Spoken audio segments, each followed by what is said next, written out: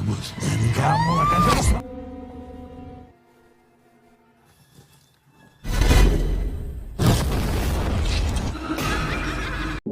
Film diawali dengan memperlihatkan di mana seorang dukun sakti yang akan dihukum. Dia bernama Mbah Sarap. Dia ditangkap karena telah menyantet banyak orang.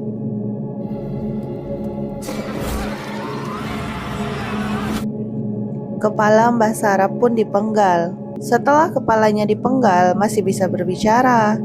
Dia berjanji akan membunuh semua manusia. Beberapa tahun kemudian, kita diperlihatkan seorang gadis yang bernama Alin.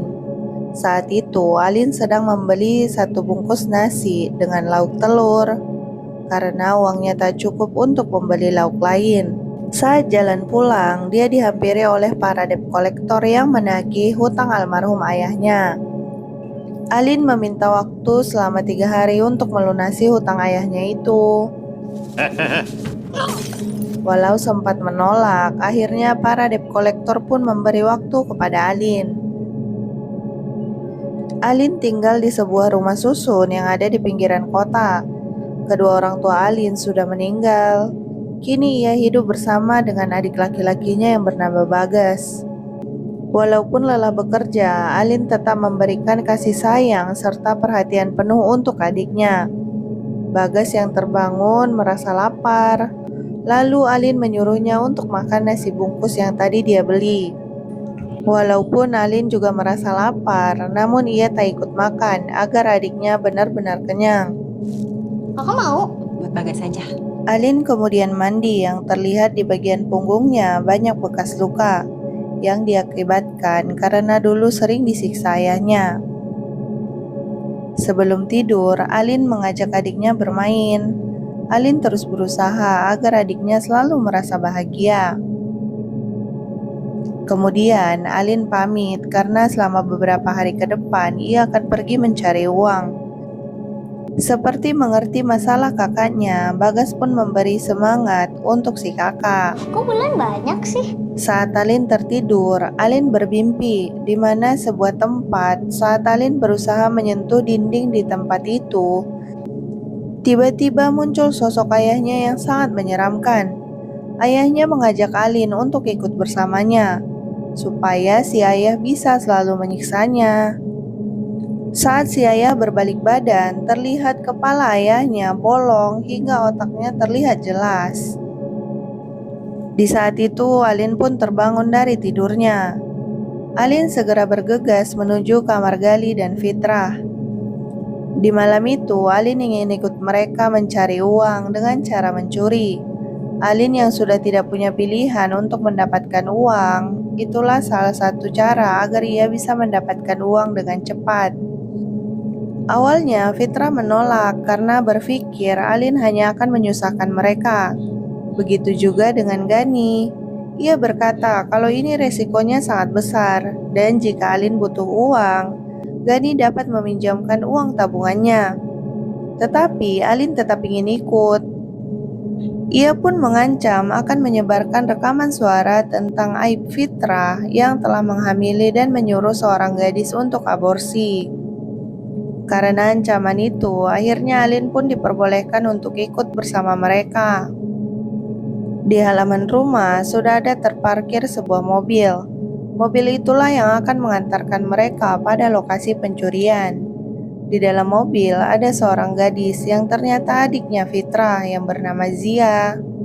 Zia meminta pada Alin agar tidak menyusahkan. Jangan sampai karena kehadirannya terjadi sesuatu yang tidak diinginkan pada Fitrah dan juga Gani. Karena mereka berdualah keluarganya. Lalu Alin menghapus rekaman suara Fitrah karena Alin tidak mau mencari masalah dengan mereka. Saat ini dia hanya butuh uang untuk membayar hutang almarhum ayahnya. Ia berharap ini adalah pertama dan terakhir kalinya ia mencuri. Mereka pun menuju ke lokasi yang sudah diintai. Sesampainya di lokasi, hari sudah pagi. Mereka sudah lama mengincar rumah itu. Selama ini mereka selalu melihat rumah itu selalu kosong. Tetapi di hari itu terdapat sebuah mobil terparkir di sana. Gani meminta Fitra untuk tunggu dulu karena takut tertangkap. Fitra sebenarnya sudah tidak sabar ingin mencuri. Banyak hal yang ingin dia tanggung, seperti uang pertanggungjawaban dan juga biaya operasi jantung Zia. Fitra yang kesal lalu sempat ribut dengan Gani. Melihat itu, Zia turun dari mobil. Kemudian Zia berusaha mendamaikan mereka berdua.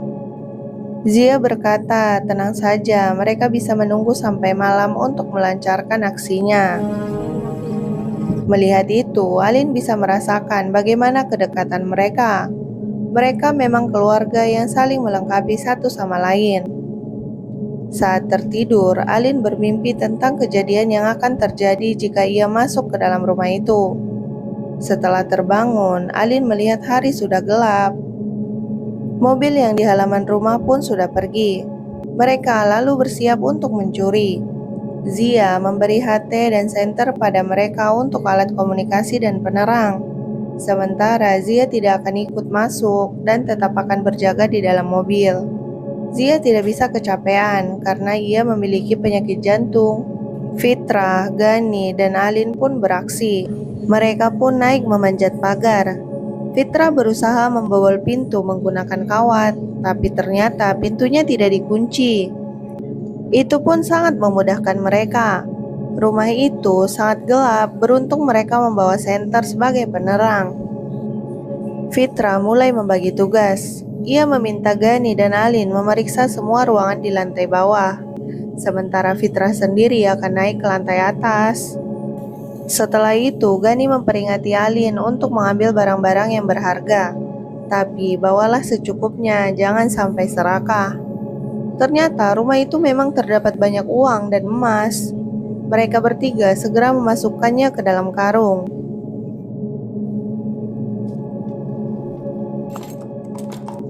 Hingga tiba saat jam 12 malam, keanehan dan kejanggalan pun mulai terjadi.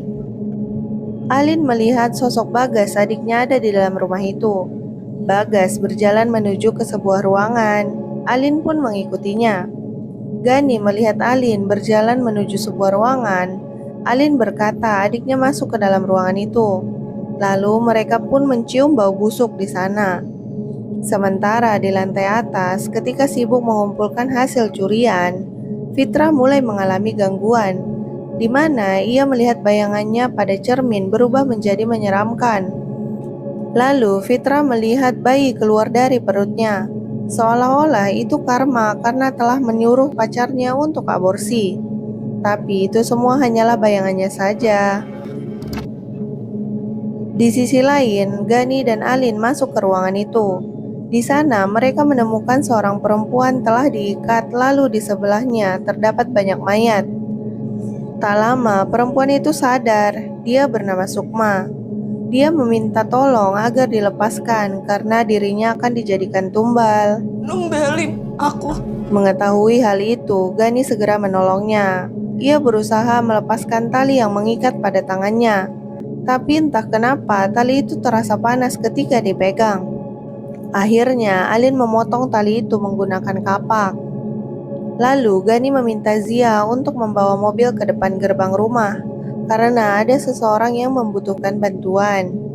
Setelah itu, Gani dan Alin membawa Sukma keluar dari ruangan itu. Di saat yang sama, Fitra sudah turun ke lantai bawah. Karena merasa hasil barang curian sudah cukup, mereka memutuskan untuk keluar. Tapi saat pintu dibuka, mereka terkejut, pintunya tertutup oleh tembok. Fitra berusaha merobohkan dinding itu supaya mereka bisa keluar. Namun dinding itu sangatlah kuat. Tidak hanya pintu, jendela pun tertutup oleh dinding. Mereka seketika heran, sudah berapa kali mereka masuk ke dalam rumah orang, tapi baru kali ini mengalami keanehan. Fitra yang kesal langsung melemparkan tabung gas dan seketika meledakkannya. Namun sayangnya mereka juga belum bisa merobohkan dinding itu. Lagi ngomong. Fitra dan Alin berusaha mencari jalan keluar. Sementara Gani akan menjaga Sukma yang mana kondisinya sudah terlihat lemah. Saat sedang mencari jalan keluar, Fitra dan Alin malah menemukan sebuah ruangan. Di ruangan itu terdapat silsilah keluarga, di mana nama Sukma tertera di sana. Beruntungnya Fitra mengerti dan bisa membaca aksara Jawa. Dia membaca Sukma lahir pada weton Jumat Kliwon. Lalu Fitra melihat ada satu orang yang lahir pada weton Jumat Kliwon, yaitu leluhur Sukma, yang bernama Sita Rasmi Paratrika. Di sisi lain, Gani melihat mulut Sukma seperti membaca mantra. Gani berusaha mendekati agar bisa mendengarnya. Kemudian mata Sukma berubah menjadi hitam, lalu muncul cacing dari mulutnya, dan seketika masuk ke telinga Gani. Setelah itu, Gani menjadi berhalusinasi, di mana dia melihat Fitra, Zia, dan Alin sudah tewas dengan wajah yang dikerumuni cacing. Melihat itu, Gani berteriak sampai terdengar oleh Fitra dan Alin. Di saat yang bersamaan, Alin melihat adiknya berjalan di rumah itu, lalu mengikutinya. Fitra kemudian datang menghampiri Gani, tapi di penglihatan Gani yang datang itu adalah Sukma, bukanlah Fitra. Gani yang geram kepada Sukma karena mengira telah membunuh semua teman-temannya, lalu menusuk tangan Sukma, padahal sebenarnya itu adalah tangan Fitra. Gani terus menyerang Fitra, sampai Fitra kewalahan hingga kemudian kabur dan berusaha menyelamatkan diri. Ia pun masuk ke dalam sebuah ruangan. Fitra kemudian mendorong sebuah lemari untuk menahan pintu. Namun Fitra malah terjatuh. Lalu seekor cacing jatuh dari atas atap langsung masuk ke dalam mulut Fitra. Cacing itu bergerak menjalar ke dalam tubuhnya. Fitra lalu menusuk-nusuk tubuhnya berharap cacing itu bisa keluar. Saat Fitra sudah berlumuran darah, seketika cacing yang ada di atas atap langsung berjatuhan tepat di wajah Fitra. Di sisi lain, Zia yang sudah menunggu mereka semua di gerbang rumah. Namun mereka tak juga datang. Lalu pada hati Zia mendengar suara Gani yang menyuruhnya untuk masuk ke halaman rumah. Tiba-tiba Sukma muncul dan bergelantungan di atas pohon. Ternyata Sukma menirukan suara Gani untuk menjebak Zia. Zia memukul kepala Sukma, namun kepalanya malah mutar secara mengerikan. Zia yang takut berusaha berlari, namun seketika penyakit jantungnya kambuh sehingga ia pun terjatuh. Sementara Alin terus mengikuti Bagas adiknya, hingga ia sampai di sebuah ruangan yang penuh dengan patung. Di sana Bagas memberikan Alin sebuah koran di mana ada berita tentang kecelakaan maut di Tebet. Mungkin itulah kecelakaan yang menyebabkan orang tuanya meninggal. Saat berbalik badan, tiba-tiba ayah Alin datang. Alin yang takut segera berlari dari ruangan itu. Tak lama, ada orang yang memegang kepalanya, dan seketika Alin tak sadarkan diri. Sesadarnya, Alin melihat Gani juga pingsan. Lalu orang itu menaburkan garam kepada mereka, dan seketika cacing-cacing yang ada di tubuh mereka keluar. Tenang. Orang itu bernama Urip Maheworo. Dia telah memusnahkan pengaruh santet median dari tubuh Alin dan juga Gani, berupa cacing yang membuat korban menjadi gila. Maka dari itulah sejak tadi mereka berhalusinasi. Pak Urip bertanya apa tujuan mereka datang ke rumah itu. Gani pun menjawab dengan jujur, mereka sebenarnya adalah pencuri. Pak Urip mengatakan jika perempuan yang mereka lepaskan tadi sangatlah berbahaya. Kemudian Pak Urip memberikan penglihatan pada Alin dan Gani. Di zaman dulu ada seorang dukun sakti yang bernama Sita Rasmi Paratrika, biasa disebut dengan Mbah Sarap. Kepalanya dipenggal karena telah menyantet banyak orang. Tetapi setelah kepalanya dipenggal, dukun itu masih hidup. Ia pun murka dan akan membalaskan dendamnya untuk membunuh semua manusia. Namun ilmu Mbah Sarap itu akan diteruskan pada keturunannya yang memiliki weton yang sama, yaitu Jumat Kliwon. Setelah ratusan tahun berlalu, hingga lahirlah Sukma. Keturunan Mbah Sarap berusaha melakukan ritual untuk memasukkan ilmu Mbah Sarap ke tubuh Sukma. Saat itu, Pak Urip datang untuk menghentikan mereka semua. Pak Urip adalah keturunan darah biru bupati kerajaan di masa lalu, sehingga memusnahkan ilmu hitam sudah menjadi tugasnya. Pak Urip pun berhasil membunuh keturunan Mbah Sarap, yang mana itu adalah bapak ibunya Sukma. Tetapi Sukma tidak dapat dibunuh begitu saja, karena ternyata ilmu Mbah Sarap sudah masuk ke dalam tubuhnya, hingga ia hanya bisa ditaklukkan oleh keris Sirno Peteng. Karena keris itu belum ada, akhirnya Pak Urip melumpuhkan tubuh Sukma lalu mengikatnya. Tapi karena Gani dan Alin, Sukma sekarang malah jadi bebas. Sekarang mereka harus mencari keris sakti itu agar dapat mengalahkan Sukma. Pak Urip bisa merasakan kalau keris itu ada di bangunan rumah ini. Dan itulah mengapa keturunan Mbah Sarap membangun rumah di daerah itu, karena mereka ingin leluasa mencari keris sakti itu. Yang mana jika berhasil mereka temukan akan langsung dibuang ke Laut Selatan, agar keris itu tidak bisa ditemukan oleh siapapun, sehingga ilmu turunan dari Mbah Sarap akan hidup abadi untuk menuntaskan dendam Mbah Sarap, yaitu membunuh semua manusia. Kemudian mereka masuk ke ruangan tempat ritual. Di sana terdapat sebuah lubang dan mereka merasa kalau keris sakti itu ada di sana. Lalu mereka sama-sama masuk ke dalam lubang itu. Ternyata lubangnya sangat dalam dan seketika mereka pun terjatuh. Mereka pun sekarang berada di tempat yang entah di mana. Tapi Alin merasa tempat itu tidak asing baginya. Ia sering bermimpi di tempat itu. Mendengar itu, Pak Urip langsung bertanya siapa Alin sebenarnya. Tak lama, Alin tak sadarkan diri. Lalu ia menyanyikan mantra Kidung Semar, sebuah mantra untuk melawan kemungkaran. Mantra para ksatria. Akibat mantra itu, Sukma yang sedang makan ayam hidup-hidup segera keluar dari kandang, lalu berteriak di tengah gelapnya malam. Di sisi lain, Alin menyentuh tembok yang ada di sana, dan ternyata di sanalah tempat keris itu berada.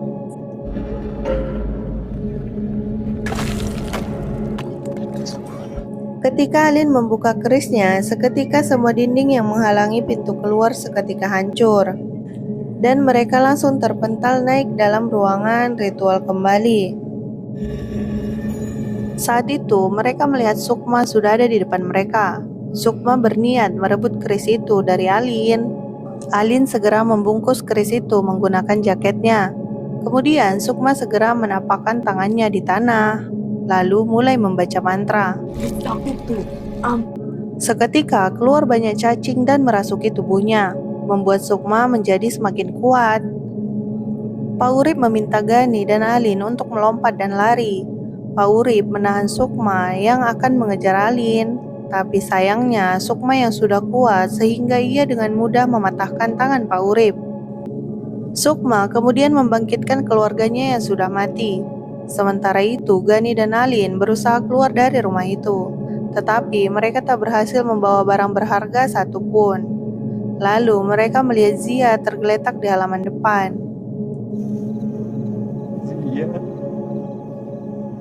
Gani membantu Alin agar dapat memanjat pagar.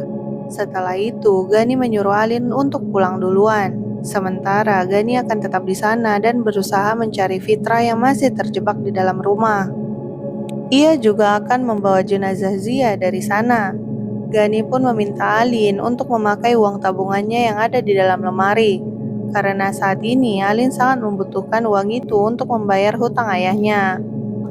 Setelah itu, Gani berlari melawan semua mayat hidup keluarga Sukma. Gani menggendong tubuh Zia dan berniat akan mencari Fitrah. Tiba-tiba Fitrah datang dengan sendirinya, tapi sudah dalam keadaan mengerikan. Gani pun berujung diserang oleh Fitrah. Dari kejauhan, Alin yang melihat itu histeris. Ia pun menuruti permintaan Gani untuk pulang dan segera menaiki mobil. Tetapi saat itu ia melihat Sukma keluar dari rumah sambil membawa tangan buntung milik Pak Urip. Sukma pun kembali baca mantra dan seketika muncul cacing yang merasuki tubuhnya. Alin yang geram menginjak gas dan langsung menabrak Sukma, hingga Sukma terjepit di batang pohon. Setelah itu Alin segera menyerang mayat hidup yang sedang menggigit Gani dengan keris saktinya.